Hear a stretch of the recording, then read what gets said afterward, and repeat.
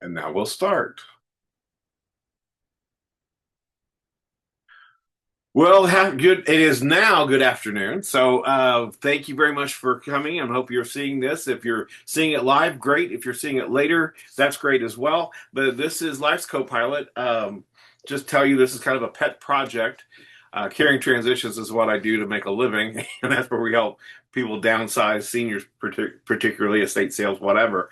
But Life's Copilot is a product of my own frustration of being a caregiver for family members for the last 20 some odd years and being the only sibling in town and having to navigate this. Then I got into the industry and I started meeting all these wonderful people in the industry and found my first thing was, where the heck were you? Why didn't somebody tell me all these different programs were available? I could have used them for the last 20 years.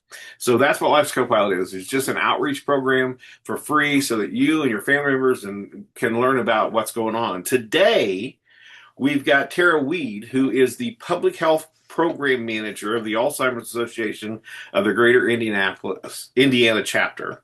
And she's going to be talking to us about the impact that dementia is having on our community. And that it's, just from being a sideline of all that, it is, I can tell you it's having an impact. So, Tara, why don't you introduce yourself? Tell us who you are, what all that big long title means, and then kind of get into what you have to say.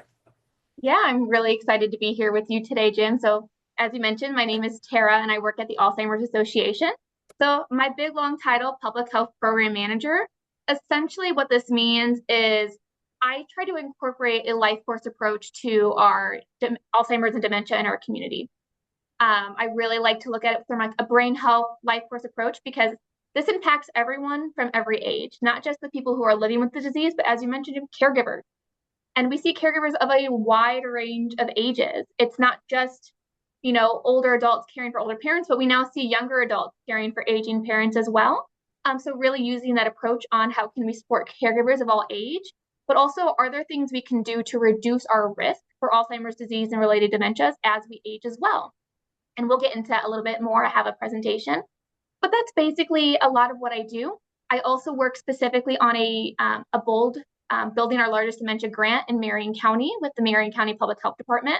And I get to do amazing things like this, talking with our community members, talking with Jim, making those connections. So that's a big part of what I do for my job as well. So we're going to kind of dive in. A lot of what we're going to talk about is high level, what is Alzheimer's disease and dementia, bring you some statistics statewide, nationwide, and then a lot of what the Alzheimer's Association does for our community as well. So let me share my screen. Let me make sure I am sharing the right version really quick. Again, to presenter mode.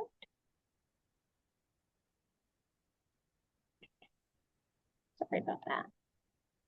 It's always the joys of technology is sharing. Always. It's great Okay. when it works. It's great when it works, but when it doesn't, you're like, what is happening? Okay, perfect. Can you see my Yes, I screen? can. Okay, perfect. So this big document with all these words are our 2025 facts and figures. So we will be in a couple months coming up with our 2026 version. But a lot of what this is showing is just data about Alzheimer's disease and related dementias in our area. So currently nationwide, there's about 7 million Americans living with Alzheimer's. If we bring it closer to home, we have about 121,000 Hoosiers who are 65 and older living with Alzheimer's. I'm gonna stop you and ask you a question real quick and you may not have the answer for this. How many do you think there really are that are not diagnosed yet? So you actually stopped me at a good point because whenever I say 121, 65 and older, I like to hit on that. It's 65 and older. Alzheimer's disease and related dementias can be diagnosed earlier. So we're already cutting down the number by only talking about 65 and older. And in this number, we're only talking about Alzheimer's disease. That's not considering the other types of dementia. This number is significantly higher if we take away the idea of people who don't even know they're diagnosed, because that's also going to make it way higher. But we're cutting it down by shortening the age range and being specific with a diagnosis. So this number is higher. It's not, it may be higher. It is higher if we would expand it to a larger age range and if we would expand it to having a different diagnosis. Because as we'll get into this as well, there are different types of dementia. It's not just, while Alzheimer's disease is the most common, there are so many more types of dementia. Even like the CTE, the footballer disease, is technically a type of dementia. So there's way more types than what we're considering. And even though we are called the Alzheimer's Association, we focus on all types of dementia. So I really like that you're hitting on that, because this number is way higher. These are just people who are diagnosed with Alzheimer's 65 plus. Well, I am a layperson. I am not medical in all way, shape, or form, but I would say half of the people that we're dealing with that are, well, I would say that the amount of people that we have that we're helping downsize, get into assisted living or what have you, or skilled living, that have been diagnosed with dementia is about half of the ones that we see that I guarantee you have it. Mm-hmm. Okay, I can't diagnose that, but you start seeing certain things over and over and over again. You start kind of getting a feel, but a lot of families are in denial, and it's like, well, she's just older, or he's just older, or what have you, and you're sitting there having the same conversation with them every time you walk in the door, that they don't know you from the last time you were there, and all kinds of other things. You're kind of going, yeah, well, okay, so. And you're really hitting on some important things, because when we even look at, so the data backs up what you're saying, Jim. There are so many people who are not diagnosed. In Indiana alone, and this is 45 and older, 17% of people who were surveyed in this very large survey that was done in 2022 said they had what was referred to as subjective cognitive decline. Essentially, what this is a person is identifying in themselves that they are having some type of cognitive decline, whether it's issues with memory, thinking, problem solving. They have identified it themselves. But a lot of times what we see in kind of the diagnosis process is the families notice first. The grocery store person who sees them once a week is noticing things. Like your outer circle is noticing first. So we can even extrapolate a little bit more that this number is larger. Because when we look at Alzheimer's disease and dementia, a lot of what you're also mentioning is the idea of stigma. People don't want to admit that they're having these issues, but it's really important to talk with our community and identify that Alzheimer's disease and dementias are not a normal part of aging. Yes, there are some normal things with aging that happen where maybe you're a tiny bit more forgetful. That's normal. I mean, but that's normal across the life course as well. It's normal to lose your keys or lose your phone. The distinction is when you have some type of cognitive impairment, you are lacking the ability to do the steps that are normal to find things. Because, Jim, what's the first thing that you do when you lose your keys? Me? Yeah, what's the first thing you do? Try to retrace my steps.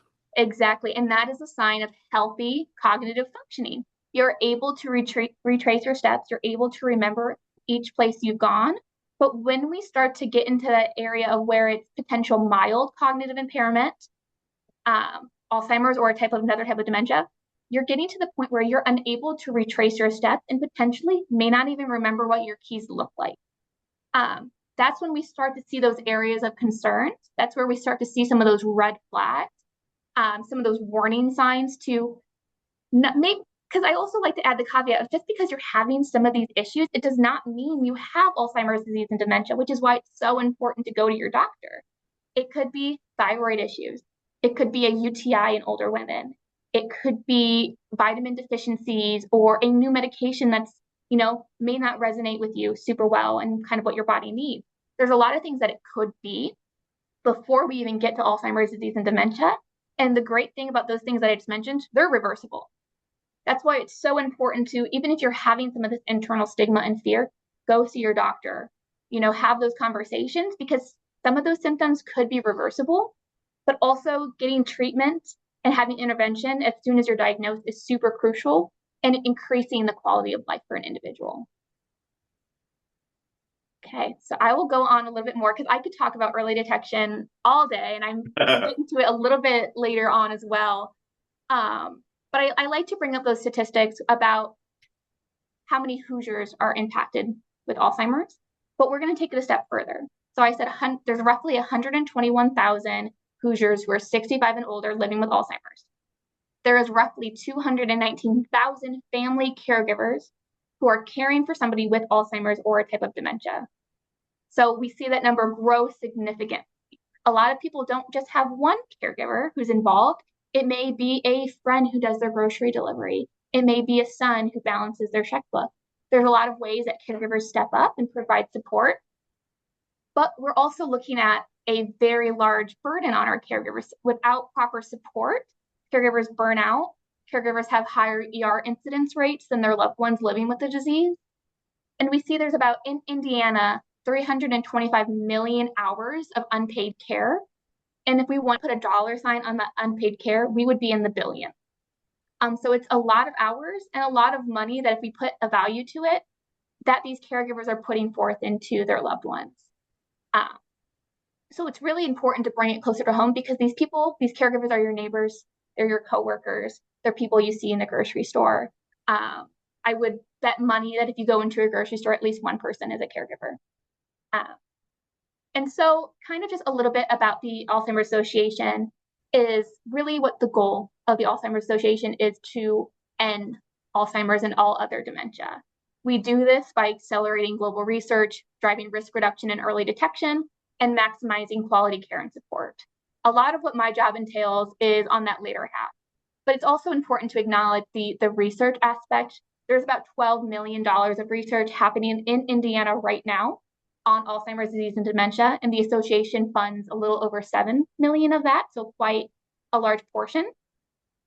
But we're also doing a lot in our community to increase education and awareness about Alzheimer's disease related dementia and how to support our caregivers. And so we've talked about dementia. We've mentioned dementia a lot of times already just in the brief time we've been together, but I kind of like to have a foundation of knowledge on what does dementia mean. So it's important to remember that dementia is an umbrella term. This is an umbrella term for loss of memory and other thinking abilities that are severe enough to interfere with your daily life.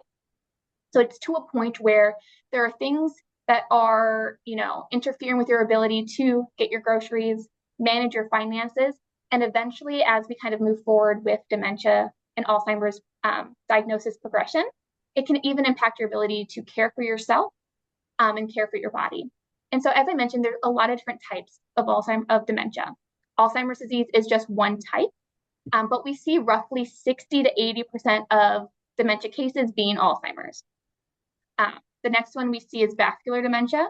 So this one is really defined by the constricting of blood vessels causing issues. So if somebody's had multiple strokes, they have a higher risk of vascular dementia. If they have cardiovascular issues, high blood pressure, they're at higher risk of vascular dementia. We have Lewy body dementia. So this impacts the Lewy bodies in your brain. And actually, Parkinson's dementia is a type of Lewy body dementia. We have frontotemporal dementia, which impacts your frontal lobe and your temporal lobe. A lot of the times with that, you see issues with like gait and walking.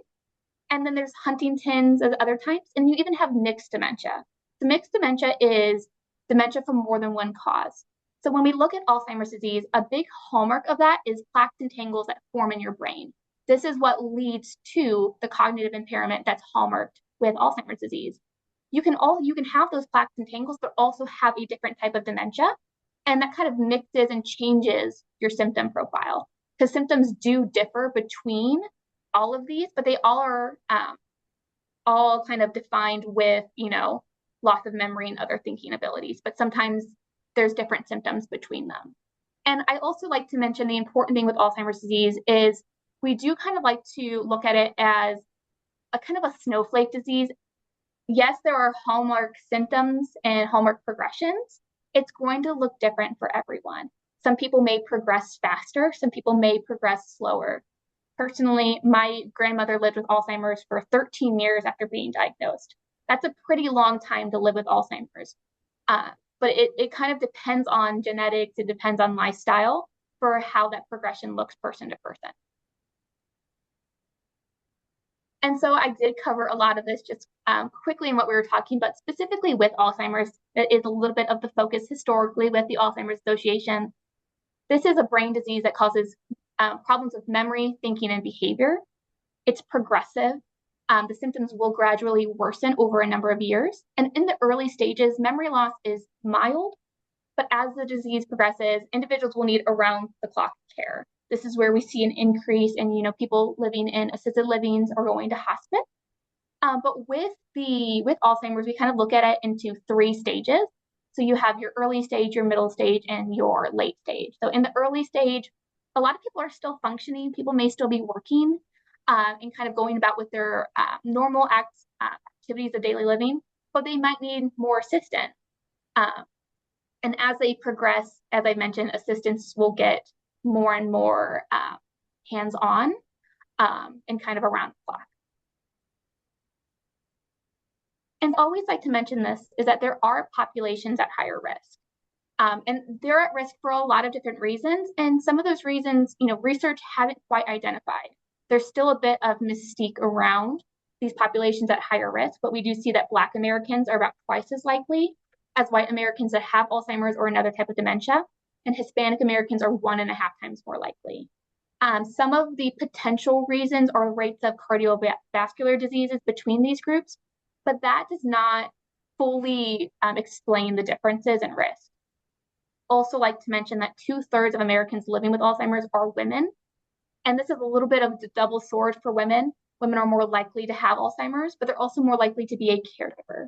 So we do see a little bit of that kind of that double burden on female Americans.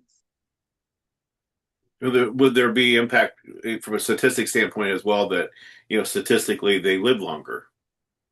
So that's definitely a tiny portion of, the reasoning of living longer.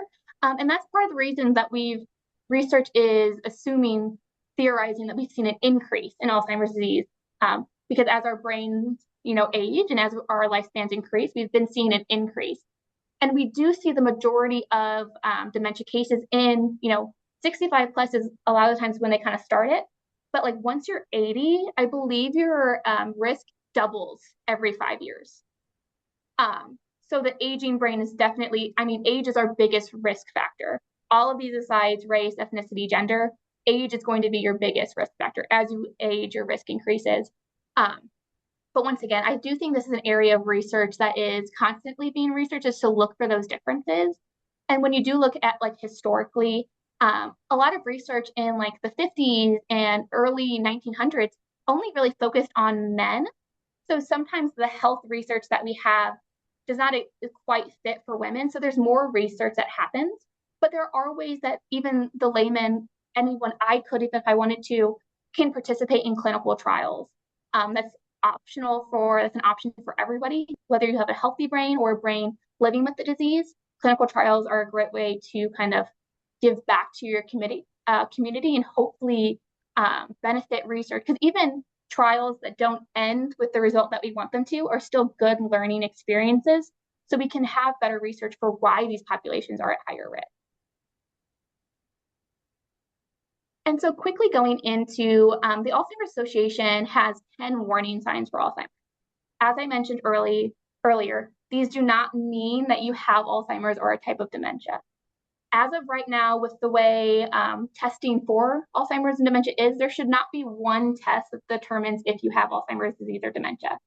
The new biomarker blood tests are a great way to help kind of move forward your diagnostic journey, but that it should not be the only diagnostic tool somebody goes through. There's a lot of things that can happen.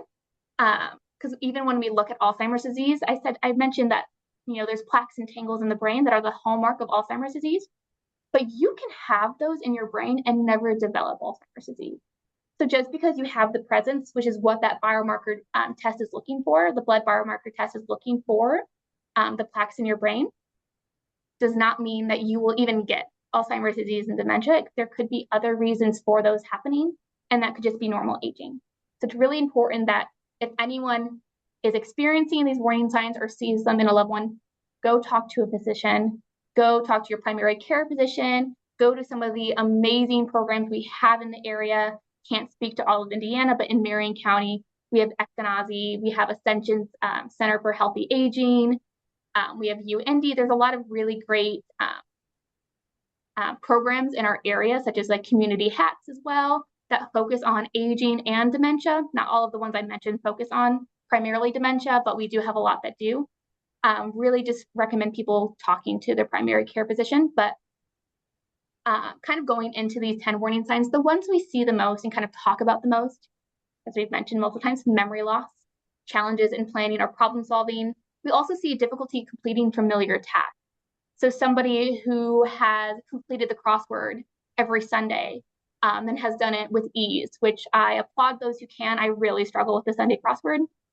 They may, if they're starting to find it more difficult to complete it, that could be a tiny warning sign. Once again, it's not mean they have Alzheimer's disease or dementia, but things to look out for. If it's out of norm for your loved one, it's important to have those conversations. And as I mentioned, misplacing things and losing the ability to retrace steps, that's a big one. Decreased or poor judgment. If people who are previously, very financially savvy are maybe not making the most right financial decisions, that's definitely a red flag. But I really want to focus that it's out of norm for your loved one. Not everyone is an extrovert and goes to euchre and goes to community events and volunteers. So if it's somebody who, maybe talks to you once a week, withdrawing from work or social activities can look a little different depending on who the person is. But I really want to hit home that it's a change from what's normal for that person. That can, bring up, and also like to mention that you don't need to have all 10 of these warning signs to talk to your doctor. You can have 2, 3, you could have all, but you don't need to check off this list and then be like, I need to talk to my doctor. If there are any that are concerning, talk to your doctor. I was going to say during all the holidays, number 4 was big for me. I never knew what day it was. I was constantly struggling. So, I will say, I feel like the holidays are maybe a little different, especially if you're on a break. Because I was with you, Jim. I was like, I don't know what day it is. It was Sunday and I had something to do on a Monday. I almost missed the thing I was doing on Monday. So you do have to take these with a little bit of context. Yeah. But if you're talking with your mom and she is in the wrong decade, that's a big red flag. We do see that kind of confusion with time happen a lot, specifically with Alzheimer's, is somebody may be kind of just in the wrong decade. They may think that they're younger. They may think somebody is alive who passed. Those are things to really look for when you are trying to be cognizant of if people in your life are exhibiting these symptoms. We I had a situation, a couple things that dawned on me is one, my father-in-law had COPD really badly. Mm-hmm. And because of that, he wasn't getting oxygen to his brain. And so he was having a lot of dementia-like Mm-hmm. situations. It wasn't necessarily dementia, but it was, lack of oxygen. I understood it better. I finally got it when I ended up being an early adapter for COVID. I got it really, really bad in March of 2020 when it first got here, and nobody knew anything. And I could not think. My brain was like mud, and I was terrified. I didn't know if that was a permanent. I had no idea. But a friend of mine, who's a doctor and also a research scientist on COVID, explained to me that what it does is shuts down the red blood cells' ability to transmit oxygen. So that makes sense because then I wasn't getting oxygen to my brain. And it took 3 weeks before all of a sudden it's like that fog went away. But thankfully it did. But it did give me a kind of an insight into a little bit of that feel, so. No, and like what you're bringing up is so important of like not only understanding that it could be other things, but sometimes it's hard to identify and understand what these feel like until you've experienced it. Mm-hmm. And I also like to mention a lot of these symptoms lead to number 9, withdrawal from social activities or work. If you're struggling with communicating with somebody, you're going to kind of pull yourself away from even trying to communicate. And that new problems with words speaking is also very common with Alzheimer's. And it's a big reason for that withdrawal. To give you an example, during that time, I did not tell my wife I was going through it because she was already worried enough. And Yep. and I couldn't really explain what was going on. I just knew I could not process things. 100%. And I've even talked with people who, the individual was always kind of a little bit reserved, but they further into themselves. After like kind of looking back with this individual, we realized that she stopped calling people by their first name. She used to always be someone who would be like, "Oh, I'm so happy to see you, Tara," give you a hug and kiss on the cheek. And then I realized, oh, she slowly stopped doing that because she no longer knew who I was.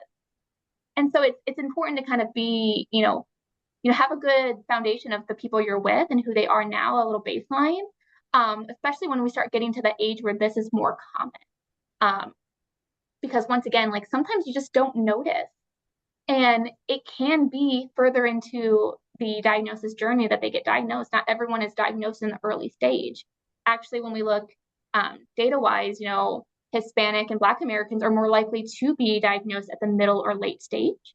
And that means their medical care will be more costly than someone who is diagnosed at the early stage for the remainder of their life. So there is some of that financial burden that also can be increased with being diagnosed at a later stage, which is why it's so important to have early detection and getting an early diagnosis as soon as possible, because an individual may be eligible for some of the treatments that are on market, but also lifestyle changes can be beneficial. It's not the savior for everyone, but working on the skills that you think you may lose. So Dementia Friends of Indiana has this amazing event called Living Well with Dementia, and they invite a person living with the disease and their caregiver, and they do a little bit of education at the beginning, and then it's kind of an open forum with this person.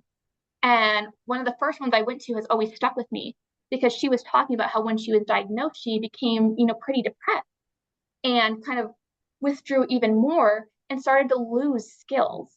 She lost the ability to write her name, but by practicing it and, have healthy living habits, she fixed up her diet a little bit. I mean, she definitely indulged. I always encourage people still indulge in your donuts, but moderation. And by working on writing, she's still able to sign her name now. She worked hard to regain that skill that she was losing. And so that's also an important part of being diagnosed, is that there are lifestyle modifications that you can also incorporate to increase your quality of life. Yeah, but if anyone can go to those events, I don't know when the next one is, really, really recommend. They're great events. And those are in Indianapolis, just in case anyone is outside of Indianapolis. Oh, and perfect slide, the importance of early detection, something I have been hounding on since we started. But really what this slide is just reiterating is to pay attention to any changes in memory, thinking, or behavior in yourself and others, and then take action by having a conversation with a doctor or even a trusted family member or friend. They can be, if you have the support system who's able to go with you to doctor's appointments or help you make a list of questions to write down and potentially even have the doctor to fill out. Those are different steps that you can take to help. Because this is like being diagnosed is not easy. I know I keep on harping on the importance of it, but it doesn't mean that it's an easy thing to deal with personally, to deal with emotionally, mentally, all of that good stuff. But it's also, there can be a lot of steps into getting diagnosed. A lot of the times it's not one appointment, it's multiple appointments. And so that can be really daunting. But as I mentioned, it's important to have an early detection because you may qualify for treatments that are only available in the earliest stages. While there are no treatments that cure Alzheimer's disease, we now have new treatments on the market that are slowing the progression and even potentially reversing some of the damage. But those are only available for people in the earliest stages. So you'll see one like Kisunla that came from Eli Lilly. That's one of the ones. I can never pronounce the other one. It's like Lecanemab is another one that's currently on the market. But these are treatments that, once again, I mentioned are only available in the earliest stages. And I will say a really fun fact quickly about Kisunla from Eli Lilly. The couple on the advertisement right now is actually native to Central Indiana.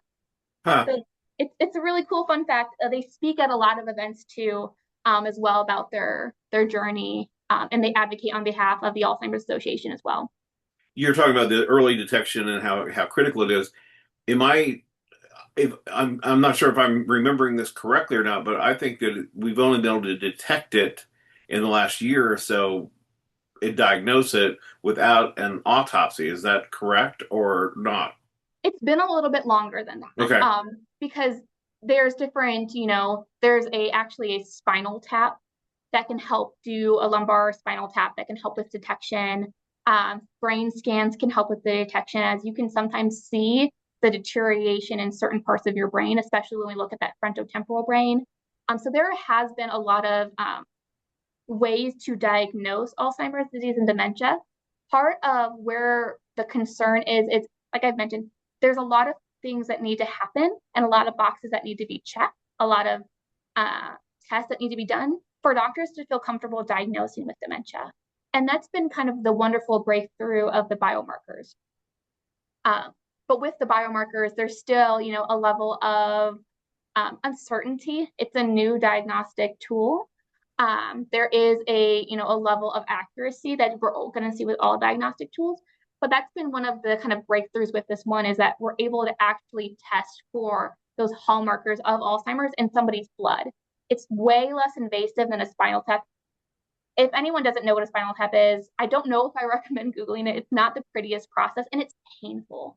And it is very painful, especially for our aging population where issues like osteoporosis, bone density issues are more common. It's going to be more painful.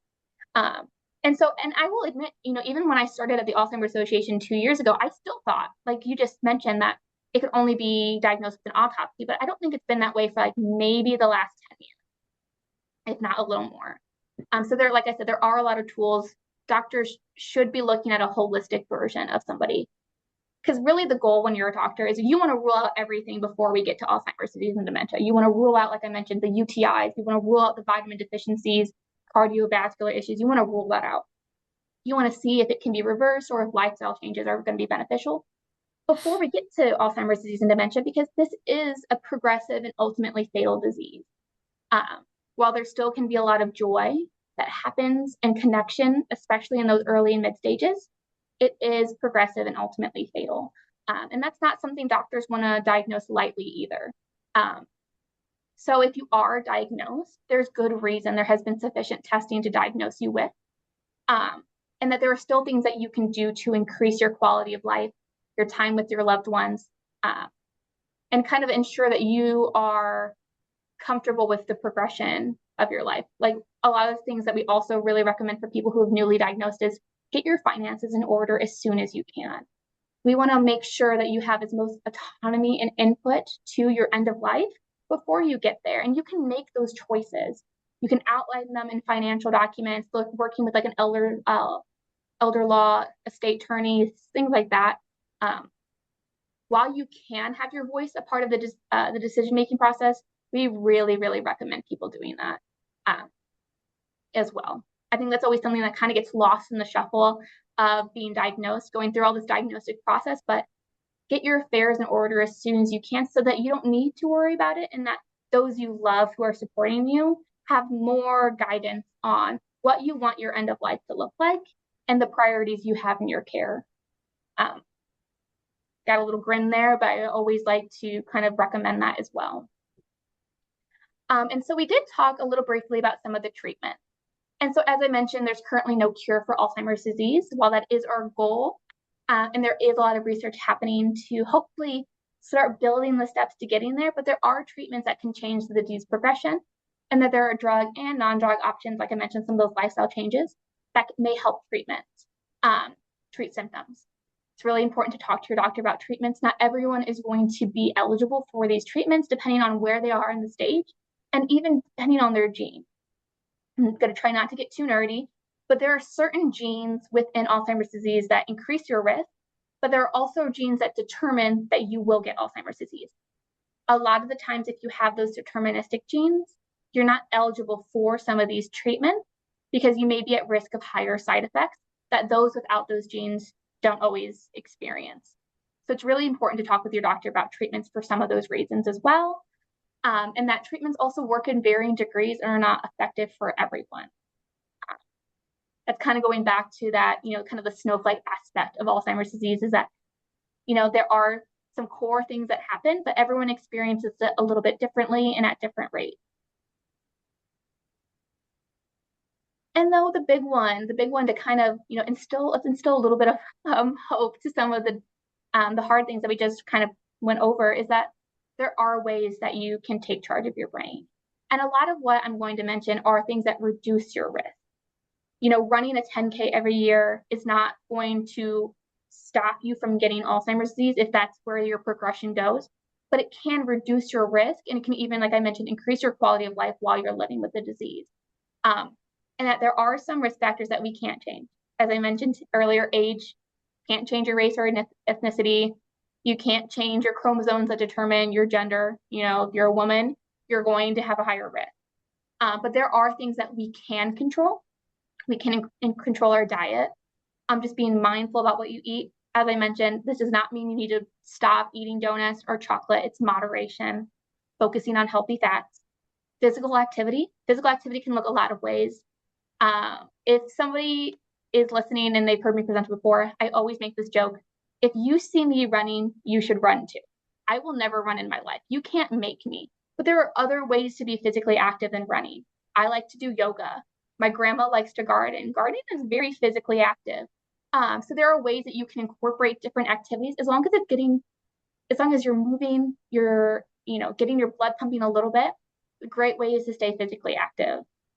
We also look managing any underlying conditions. If you have diabetes, specifically type 2 diabetes, managing your diabetes is a great way to reduce your risk. And managing any, cardiovascular, any heart disease, managing that through whether it's medication or lifestyle changes is super, super important. And then keeping your brain active. And that's through social engagement. That's through, being willing to learn and trying to seek new learning opportunities or ways to use your brain.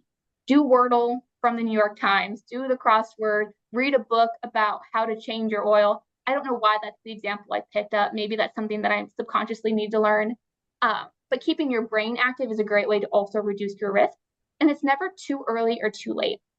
When we look at some of the risk factors for Alzheimer's disease, you see a lot of midlife. So midlife diabetes, midlife obesity. But that does not mean you need to be 45 to start focusing on this. You can focus on this from preconception to your 99. It's any age to reduce your risk and reduce the risk of your loved ones. It's important.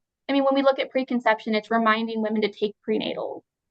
There are things in prenatals that help protect brain development in babies and physical development in babies. It's a great way to preconception focus on your child's brain health. So there's a lot of ways that you can continue to focus on your brain health, and healthy living is one of the best ways to lower the risk of cognitive decline.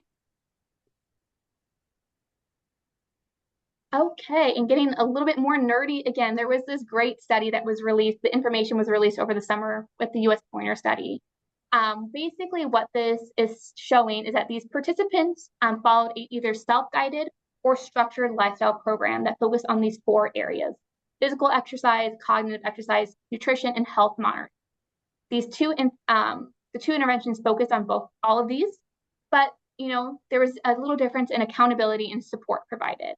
In both groups, and this was with a 65 plus population, they saw a decrease in cognitive age by like 1 to 2 years, which is pretty significant. And that's the average overall. So by incorporating, moderate to intense aerobic activity a couple times a week, ensuring you're keeping your blood pressure down and a healthy weight, you're challenging your brain. As you age, you can decrease your cognitive age, which decreases your risk. So it's a really great study called the US Pointer study. And so the association was super, super happy that these results we got the results that we were really hoping for, to really prove that incorporating these can really reduce your risk in your cognitive age. And these are our 10 healthy habits. I mentioned a few of these, but this is just a great graphic. There's always one more I like to talk about because it's a super fun fact with being smoke-free. So even if you are a current smoker, by quitting smoking, you can reduce your risk to the same level as somebody who's never smoked before. So currently smoking is a major risk factor for cognitive decline. I don't know the science behind that, Jim. I don't know how all that works, but I know it is a fact that you can decrease your risk to a similar level. But it's just showing that caring for your body is really impactful in decreasing your dementia risk. And we're going to go briefly into some of the association services. And the first 2 are the ones I'm going to hit on the most. So the Alzheimer's Association has a 24/7 helpline. This is a free service. It is staffed by master's level clinicians that can answer any question about Alzheimer's disease or related dementias, A to Z, whether it is this a symptom? Should I be concerned? To what should I consider for financial planning? So they can really answer a lot of questions, and they can even refer out to um, different services in your area. They can even refer you out to the chapter if that's needed. They're a really, really great resource, and they're 24/7, 365. So someone will answer at 2 a.m. if you have a question that's bothering you. Um, and then another big one is our free education and support. So for community members, we have various education topics that are available in person, virtual, hybrid, and a lot of them are also online modules that community members, caregivers, people living with the disease can access to help learn more about the disease. And we have a lot of caregiver specific education as well. We have a really great series called The Empowered Caregiver. This is a 5-part series. It's not currently an online module, but I believe by mid 2026 it will be. These are 5 different modules that help kind of just strengthen the tool belt of our caregivers. So the first one is about building the foundations of caregiving, looking a little bit more about what it means to be a caregiver, identifying as a caregiver.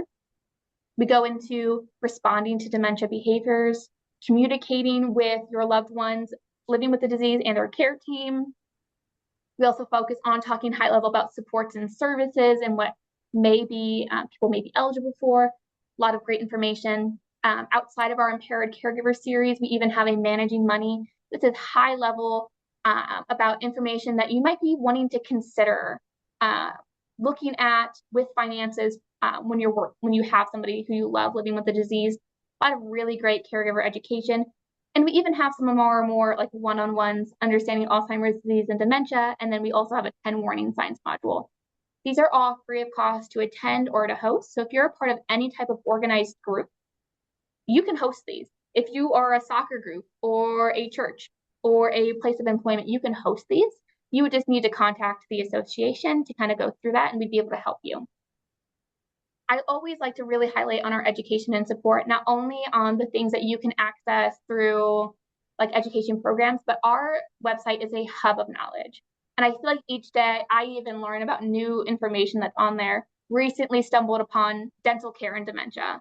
So there's a lot of really great information. It's really an information hub. Really recommend if you have questions, call us, look on our website. We want to be there to connect you with resources.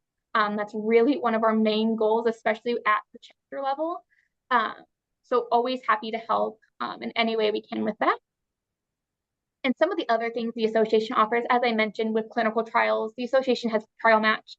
Essentially what this website does is connect you with different trials in your area if you're interested in kind of perusing that, seeing if any fit with something you're interested in. We also have a lot of different fundraising campaigns that allow us to continue to do this education for free. We have our Do What You Love campaign. So this is a fundraising campaign that encourages people to do an activity that they love while raising money for the association. And we also have our Walk to End Alzheimer's. We have 13 across the state of Indiana. They are free to participate in. You do not need to fundraise to join the walk. They're really just a great community day. There's usually some resources there. There's a speaker who may be living with the disease. It's a great time. So if you just want to come out, you don't have to raise money. We do appreciate it, but it's not required to join our Walk to End Alzheimer's. But yeah, that's a lot of what we offer. We're always happy, like I mentioned, to talk in things like this to spread awareness about what is dementia, what's offered for our community. But yeah, that's kind of all I have, Jim. I know that you might have some questions or there might be others. Let me stop sharing. So I have a question on one is you're talking here about the 24/7 helpline and then the free education and support. Is the free education and support, do you go through that helpline to get there or is there a different? So you can. Okay. So you can go through our 24/7 helpline. We also have a community resource finder. This allows you to search by zip code. You can search for free education in your area. You can also search for support groups. Totally forgot to mention, we do have support groups across the state of Indiana as well, primarily for caregivers. A lot of them are very well attended. We have a virtual one as well. That's once a month. But by searching, so if you just search Alzheimer's Association Community Resource Finder, I believe it also may be alz.org/CRF. That's a great way to find this education that's available for our community. Well, one of the things too, I ended up taking, it's been a few years ago now, but I took the Dementia Friends class, and back when Mindy was still teaching it, as far as, as far as that goes. But anyway, um, and one of the things that I took away from that, a couple different things, if somebody has someone in their loved ones that is a dementia patient, or even not, if you're just in, if you're in retail, or if you're out and about, I recommend that class because it's not going to give you like a doctorate level, understanding of it, but it's going to give your eyes something to see that you may not have seen before that could be in front of you, a little more understanding. There are quotes that I make from that class several years ago. I quote things from it regularly. Um, One of which is, if I'm talking to a caregiver, a family member that I'm trying to convince they need to get help instead of trying to do it all themselves, is that I believe the statistics were 65% of the caregivers pass before the person they're caring for because of the 24/7, 365 stress load. And that's a number that seems to get people's attention. And then if they do, then who takes care of the person, where the situation is. So, there are things out there that are resources as far as that goes. So another thing I was going to ask you about or tell you about that, it's not necessarily dementia related. My mom's got advanced Parkinson's, and it has, like you were talking about the Lewy body, portions of it. She really doesn't have dementia to speak, that I would notice, but she started developing. I didn't realize that Parkinson's had sundowners, okay, or could have that, and so she started. I started seeing a pattern every night around 5 o'clock. She would call in a panic because of some hallucinations that she was dealing with, and some of them, it was pretty obvious to me that they were hallucinations because there's no way on the planet it could have been going on, right? Um, and I did something when I found out that it was related to that. Her apartment has great eastern exposure, so it's really bright in the mornings. Okay. But by mid afternoon, it's got shadows everywhere. So I put in two lamps, and I put them on timers that they come on at noon and go off at 10 o'clock. And that has, I'm not saying it's 100% Yeah. taken away, but probably 99% of those situations have gone away. No, and I really love that tactic that you use of kind of working to identify, is there something increasing it? Because sundowning, we hear about that term a lot, especially, with Parkinson's, Alzheimer's disease, and dementia. And a lot of that is due to the changes of life. It can be due to medication side effects, whether the medication is wearing off, fatigue, sleep disruptions. There are things that kind of we can increase that effect. And there are ways to work on, like you mentioned, like you did, to help kind of reduce the symptoms and reduce the fear that goes around that. Because a lot of times with sundowning, we're seeing increased agitation, we're seeing increased paranoia, we're seeing increased confusion, restlessness. Um, and that can make it harder for not just the person living with the disease, but also the caregiver. So it's really great to see if, like, encourage people that if there are any tactics like you did, reducing the amount of shadows. They're great ways to kind of support your loved one, but also support the caregiver, reducing the stress on the caregiver, because sundowning it's not easy. It's not easy to deal with, and sometimes it can be frustrating. So if there are ways that people can have tactics to reduce that, really, really recommend just trying to see what works for you and your loved one. Yeah, it's like one of those. If I get a phone call and it's coming in irrationally, I looked at the clock real quick. That's Yep. one of the first things I to figure what it was. But like I said, just adding that extra light that's there, it seems to have eradicated most of it. So Yeah. which was kind of taking like a little bit of a crapshoot. I threw the dice out there and see what happened, and it kind of worked. So. And sometimes that's all it is. It's just throwing spaghetti at the wall and trying to see which one sticks. Yeah, there you go. Well, Tara, thank you so very much about it. I'll put your contact information Yes, on please this do. when I send it out and all that kind of stuff. I'll send you a copy of this if you ever want to use it for something else on when I put it on YouTube. Um, So right now, for anybody that's wanting to see this, all this information will be on our Life's Copilot Facebook page. It will be live on there for, well, it's not live anymore, but it'll be on there for a month. Facebook now takes things down after a month that are live because they're taking that data away. And then, so I have a YouTube we have a YouTube channel, by the way. That's really the best way to do it.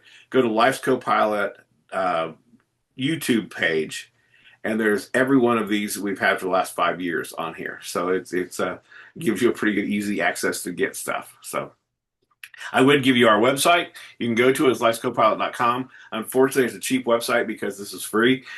So because of that, trying to get the videos up on your phone, it crashes the system all the time. So because I've got so much data on there, so that's why I have everything on YouTube. So anyway, thank you.